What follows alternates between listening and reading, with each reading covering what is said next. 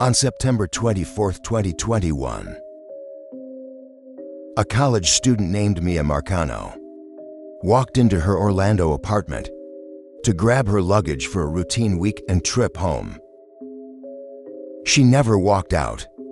What followed was an 8-day search that gripped an entire community, ending in heartbreak and exposing dangerous failures that could have been prevented. This is a story about trust, shattered by someone with unfettered access to a young woman's home, about warning signs ignored, and about a family's relentless fight to turn their daughter's death into lasting change. No one knows Tati, that's my whole thing. Not even the roommate knows Tati. She's an employee, but you keep saying Tati is a friend and that you all hung out together. No one here knows Tati. All her other friends showed up. Her closest friends that live in the complex were all here with us early on. No one knows Tati, only you.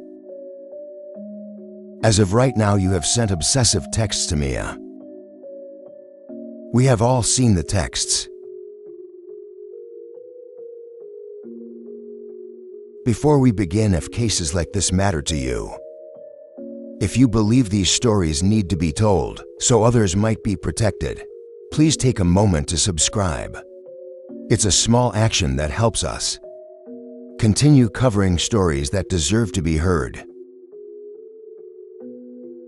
19 years old and full of ambition, Mia Marcano had built a life in Florida that she loved.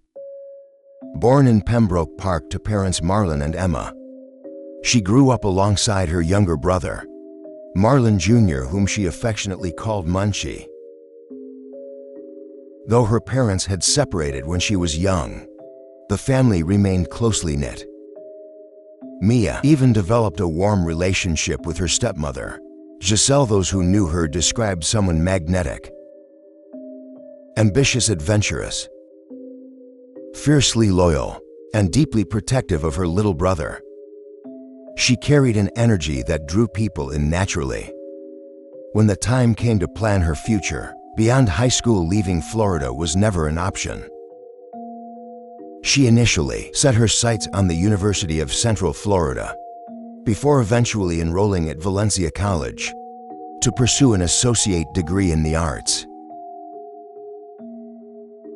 Her dreams pulled her in multiple directions, perhaps sports medicine, maybe physiotherapy. But the creative world called to her just as strongly.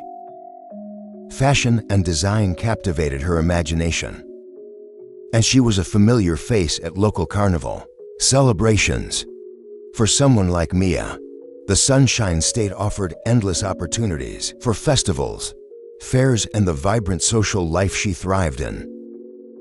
During her time at Valencia, Mia lived at the Arden Villas apartment complex near the University of Central Florida campus. The sprawling development housed primarily students, and she'd managed to secure a job right there at the complex, helping to lease apartments. It was the perfect arrangement: no commute, flexible hours that worked around her class schedule, and steady income. She stayed in touch with her family constantly, never letting more than a few days pass without flying home to Pembroke Park, just an hour away by plane. But beneath the surface of this seemingly safe student community, something deeply troubling was brewing. Beginning sometime in the summer of 2021, Mia found herself the target of unwanted attention from a maintenance worker at the complex. His name was Armando Caballero, a 27-year-old man who'd been hired just months earlier, in June. What started as persistent attempts to talk to her gradually escalated into behavior that made her genuinely uncomfortable. He asked her out repeatedly. She declined every time, trying to remain polite but firm. Then the gestures became more concerning. At one point, Caballero sent me $700 through a cash transfer app, with a note saying it was simply for being pretty. She immediately sent the money back, unsure how else to handle the situation. She confided in her roommate about his behavior. Other residents would later come forward to say they'd witnessed his fixation on the teenager as well. He seemed to constantly find reasons to be near her, to talk to her, to insert himself into her day. Mia did what many young women do in these situations. She tried to ignore him, hoping he would eventually take the hint and leave her alone. What Mia didn't know was that she wasn't Caballero's first target. Another woman who lived at a different complex where he previously worked, the Sable Club Apartments, later told investigators about her own disturbing experience with him. Back in March of 2021, he left a handwritten note on her door, asking her on a date she'd been uncertain, but agreed. When he later tried to move the date up, and she said she wasn't available, his mood shifted dramatically. That same night, someone threw a heavy object at her window in the darkness. She felt certain it was him and called the police. Officers documented the incident and investigated. But ultimately, the case went nowhere. No charges were filed. Just a few months later, Armando Caballero was working at Arden Villas, with full access to master keys that opened every apartment in the complex. September 24, 2021 started as an ordinary Friday for Mia. She planned a quick weekend trip home to Fort Lauderdale, the kind of visit she made regularly. She worked her shift at the leasing office that afternoon, finishing up around 5 o'clock. Surveillance cameras captured her leaving the front office just after 5 that evening, walking across the complex grounds. She headed to her apartment to grab her packed luggage and head straight to the airport. Her family expected a text any minute, saying she was boarding her flight. That text never came. What authorities would later piece together painted a chilling picture. At 2:14 that afternoon, more than 3 hours before Mia finished work, a master key fob had been used to enter her apartment. This wasn't her key, the electronic access log showed. It belonged to Armando Caballero at 4:34 while Mia was still at the leasing office. That same master key accessed her unit again. 17 minutes later at 5:09, surveillance footage captured Mia herself entering the apartment complex, visible in her work clothes, walking purposefully toward her home. It was the last time anyone would see her alive. At 5:52 that evening, security cameras recorded Caballero's vehicle leaving the Arden Villas complex. Inside Mia's locked apartment, signs of a violent struggle would soon be discovered. A small bookcase had been pushed against her bedroom door from the inside, as if someone had tried to barricade themselves in. Her bed was unmade sheets disheveled. A pillow bore a dried patch of what appeared to be blood. Jewelry lay broken and bent on the floor. Her luggage sat ready by her desk, packed and waiting for a trip she would never take. And there, among her belongings, was her childhood teddy bear, the one her family said she never traveled without, no matter how brief the visit. By 9:30 that Friday night, Mia's family could no longer rationalize away her silence. She always communicated. She always checked an Orange County Sheriff's Office. This line is being recorded. This is Operator Winstead. How may I help you? Hi. I'm calling to find out if I can have a wellness check. They called the Orange County Sheriff's Office and requested an immediate welfare check.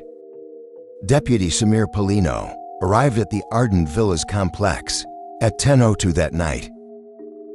He found no one home. The exterior looked normal. Nothing obviously wrong. He waited for her roommates to arrive with the key. Once inside, they knocked on Mia's locked bedroom door. No response. They tried to force it open but couldn't. Something was blocking it from inside. Paulino eventually managed to access the room through her window and discovered the bookcase pressed against the door. What he found inside should have immediately triggered a criminal investigation. The disturbed bedding, the blood on the pillow, the broken jewelry scattered about, the luggage packed and ready, all of it pointed to something seriously wrong. Yet Deputy Paulino discussed what he'd seen with his supervisor, Corporal Kenneth Dale, and neither of them notified the Criminal Investigations Division. Paulino classified Mia as a voluntary missing person, not a missing endangered person, then left to respond to other calls. Mia's family arrived from Pembroke Park around 3 in the morning, desperate and terrified. They immediately noticed things Paulina had apparently overlooked or dismissed. Under her bed sat a yellow storage box she'd need for a trip. That teddy bear she treasured sat abandoned. They tried to make the deputy understand the significance of these items, the urgency of the situation. 1 hour later at 4 in the morning, an unexpected visitor appeared in front of Mia's apartment building. You keep mentioning Tati. No one knows who Tati is. You get a call your roommates don't even know Tati. You've been sleeping since 10 o'clock. Saying Tati was on my phone. Showing up here at 4 o'clock in the morning. Cosme and Tati were conversing about it. So it came up okay. But should I go and see if I see anything? No one knows Tati, that's my whole thing. Not even the roommate knows Tati. She's an employee, but you keep saying Tati is a friend. And that you all hung out together. No one here knows Tati. All her other friends showed up. Our closest friends that live in the complex were all here with us early on. No one knows Tati, only you. As of right now, you have sent obsessive texts to Mia. We have all seen the texts. You talked about giving her your life savings. You cash-apped her money, and you claimed that you weren't in touch. It's all text I've never seen. As a matter of fact, we're gonna get a police report to pull your phone records. If that's the case, there's evidence of obsession. Oh. So you're fascinated with me. This is not only from my side, so don't try to make this. No one's saying that it takes. She's not here, this is obviously she's missing. So we're talking to you, who've been going back and forth. That is your family. But until we figure out what's going on, just don't beat me up. Nobody's beating you up.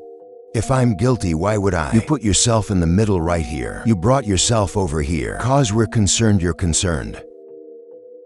Why weren't you concerned hours ago? I just found out. We didn't think it was serious. I don't even know how to. Somebody's missing and you don't think it's serious. Maybe they're hanging out. They got this place right here. They go downtown, I don't know. Maybe her phone's off, I don't know where she was supposed to show for a flight and didn't show up. It was Armando Caballero, accompanied by his roommate. He was off duty. He had no reason to be there at that hour. Mia's family, who'd heard enough about his harassment to recognize him, immediately found his presence deeply unsettling. The security guard working at the complex noticed something alarming in the back seat of Caballero's car. He spotted what appeared to be Mia's pink blanket, along with a screwdriver and a cell phone case. Without a warrant, police couldn't search the vehicle. The guard even lifted fingerprints from Mia's window, using tape, and tried to give them to Deputy Paulino. But Paulino told him to keep the tape in case it was needed later, reportedly with a smirk on his face. He told the guard the case wasn't a priority. Despite all the red flags, detectives felt they lacked sufficient evidence to arrest Caballero and he left the complex. A background check revealed troubling history. In 2017, he'd been convicted of aggravated assault with a deadly weapon back in 2013. He'd been arrested for using an improvised explosive device in a college dormitory at Warner University, which he claimed was a prank, and for discharging a weapon on school property. Fortunately, no one had been injured in that incident, but it painted a picture of someone with a pattern of dangerous, impulsive behavior. By later that morning, a different deputy was notified about the case and immediately recognized how badly it had been mishandled. He contacted missing persons detectives right away, and a proper investigation finally began. It's been 3 long days since anyone has heard from Mia Marcano. Mia, baby girl. If you can hear me, if you see me, we're here. A desperate plea to bring 19-year-old Mia Marcano home. Her family hopeful that she's alive and okay, I believe.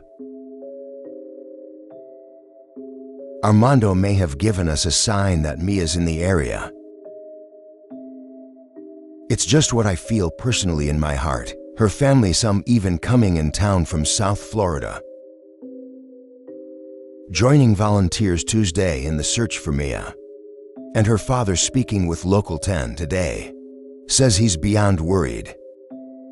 The relationship that we have it's like we communicate hundreds of times in the one day. And to not be able to hear from her or know where she is, like really breaking my heart right now. It was now September 25th, and crucial hours had been lost. That same day, Mia's family, convinced Caballero knew far more than he was saying, began their own surveillance. They watched his apartment from their car waiting. That afternoon, they saw him emerge carrying a backpack, wearing a glove and holding a pink blanket. The family recognized it instantly as Mia's. They called the police immediately. Officers arrived and Caballero gave permission for Mia's family to walk through his apartment. With police present, though, they couldn't touch or move anything without a proper search warrant. Hours crawled by as authorities worked to obtain that warrant. It was finally approved just after 9:30 that night, more than 24 hours after Mia had first been reported missing.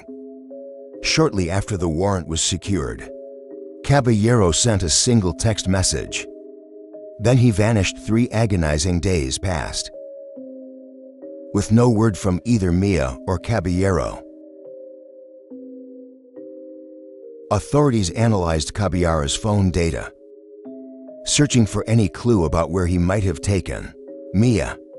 They discovered he'd created a fake maintenance request for Mia's apartment at 7:01 on the evening she disappeared. A call that was never made by Mia or her roommates, clearly manufactured to create an alibi. 10 minutes later, he contacted the apartment office staff, asking to be let in through the complex gates. At 7:16, Mia's own key fob was swiped at her unit, but no one entered. The phone data revealed something else. That evening, Caballero had driven to an area called Timber Scan, a location where he'd previously lived. He stayed there for approximately 20 minutes. The area included abandoned buildings, boarded-up apartments, and dense wooded sections. Exactly the kind of place someone might go if they needed to hide something. Searchers redirected their efforts there, with FBI resources now supporting the investigation. Then on September 27th, the call came in 911. Do you need police, fire, or medical? We found a suicide on property, okay, And is there a unit, or is that the unit? No. 25 where you found him. No, they're in the garage. It's one of our garages, but we just store paint in there, so okay. Yeah, sorry. All right, he's beyond, he's deceased, not beyond any help. I believe so. Okay, all right. Dead right. Okay, we'll have an officer over there in a few minutes. You said it was a male. Yes, okay. See you shortly, thank you. Armando Caballero had taken his own life. With him went any chance of getting answers, any hope of understanding exactly what happened in Mia's apartment that day, any possibility of justice through prosecution. The family's nightmare had just gotten exponentially worse. Not only was their daughter missing, but the only person who knew what happened to her was dead. The search intensified, at times a scan. On October 2nd, 8 days after Mia disappeared, searches made the devastating discovery the entire community had feared. Approximately 18 miles from Arden Villas, in an overgrown, trash-strewn wooded area, near the abandoned portion of the Timber Skin Apartments, they found human remains. The body was identified as Mia Marcano. She'd been bound with black duct tape around her wrists and ankles. More tape covered her mouth. She was wearing the jeans she'd had on the day she vanished, along with her bra and a robe. Her red purse lay nearby, containing the shirt she'd been wearing in the surveillance footage, and her identification. She was still wearing a necklace with a charm bearing her name. The autopsy would later determine she died by homicide, though due to significant decomposition, the medical examiner could not determine the specific cause of death. There was no identifiable evidence of major trauma and no evidence of sexual assault. Analysis of Cabrera's vehicle and the location where his body was found revealed Mia's blood and hair. The same black duct tape used to bind her was discovered in his car. His body showed what appeared to be bite marks on 2 of his fingers and other injuries, consistent with a recent physical struggle. Every piece of evidence pointed to one inescapable conclusion: Armando Caballero had murdered Mia Marcano, likely in her own apartment, then transported her body to dispose of it in a location he knew from having lived there previously. The revelation that Mia's case had been so badly mishandled from the very beginning sparked outrage throughout the community and beyond. An internal investigation determined that Deputy Paulino had violated department policies by failing to follow proper procedure, failing to recognize the severity of the situation, and failing to report critical evidence, like the blood on the pillow and the broken jewelry. In March of 2022, the Sheriff's Office released their final report, a 135-page document detailing everything they knew about Mia's disappearance and death. It confirmed that authorities believed Caballero acted alone and that he was definitively responsible for her kidnapping and murder because he died by suicide. The case was officially closed, with no possibility of prosecution. Mia's family filed a wrongful death lawsuit against Arden Villas and its management company, the Price Company, arguing that they'd failed to properly vet Caballero, despite his criminal history, failed to adequately supervise their employees, and allowed someone with a documented pattern of harassing women to have unsupervised access to residents' apartments. In August of 2023, that lawsuit was settled confidentially. The apartment complex released a statement saying they were taking proactive steps to enhance security protocols. The residents and Mia's family felt these measures should have been in place all along. In September of 2023, the family filed another lawsuit, this time against the Orange County Sheriff's Office itself, as well as Deputy Polino and Corporal Dale. Individually, the lawsuit alleged negligence, civil rights violations, and discrimination, arguing that missing women receive less protection and slower response times than other victims. A claim that, had the case been handled properly from the start, Mia might have been found sooner, possibly even alive. The lawsuit pointed out that Paulina had told the security guard the case wasn't a priority unless the missing person was elderly or disabled, a statement that revealed troubling biases about whose disappearances matter. The legal battle highlighted a broader pattern of how missing persons cases, particularly those involving young women, are sometimes not treated with the urgency they deserve. But perhaps the most powerful legacy of Mia's death came through legislative change. Her family channeled their grief into action, working tirelessly with Florida lawmakers to pass what became known as Mia's Law. Senate Bill 898 was introduced by Senator Linda Stewart and Representative Robin Bartleman, driven by the determination that no other family should endure what the Marcanos had suffered. The bill passed the Florida Senate unanimously. On June 27, 2022, Governor Ron DeSantis signed Mia's Law during a private ceremony attended by Mia's parents and brother. The legislation, which took effect on July 1st of that year, fundamentally changed safety requirements for residential rental properties throughout Florida. Under the new law, landlords and property managers must conduct comprehensive background screenings on all employees who have regular access to residential units.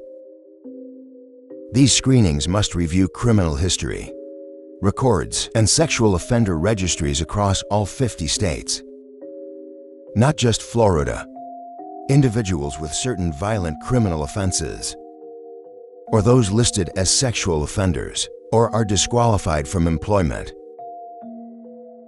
The law also increased the required notice period for maintenance staff accessing a unit from 12 hours to 24 hours, giving residents more warning and control over who enters their homes and when. Additionally, it mandated that apartment complexes maintain detailed logs, tracking every set of keys issued, documenting who has access to which units and when. The goal was simple: to ensure that vulnerable residents, particularly young people living alone, would have stronger protections against those entrusted with access to their most private spaces. Mia's family didn't stop there. They established the Mia Marcano Foundation, dedicated to supporting, educating, and providing resources to families of missing persons, while advocating for the protection of students and other vulnerable individuals. The foundation actively assists in searches for other missing people and offers support to families navigating the nightmare they once faced. There are still so many unanswered questions. What exactly happened in those moments? Inside her apartment, did she have time to realize what was happening? Did she try to use that bookcase to barricade herself in her room? How long did she suffer? These questions haunt her family every single day, and they will never have answers. Armando Caballero took those answers with him. What we do know is this: Mia Marcano was 19 years old, full of dreams and plans and love for her family. She deserved to feel safe in her own home. She deserved to have her concerns about harassment taken seriously. She deserved a justice system that treated her disappearance with immediate urgency, and she deserved to live. The changes that came after her death, the law that bears her name, the foundation working in her memory, the heightened awareness about apartment safety. These are cold comfort to a family that would give anything to have her back. But they represent a commitment that Mia's life and her death will mean something that other families might be spared. This grief, that other young people might be safer because of lessons learned too late. For Mia herself, her pictures may fade with time, as her mother said, but the impact of her story will not.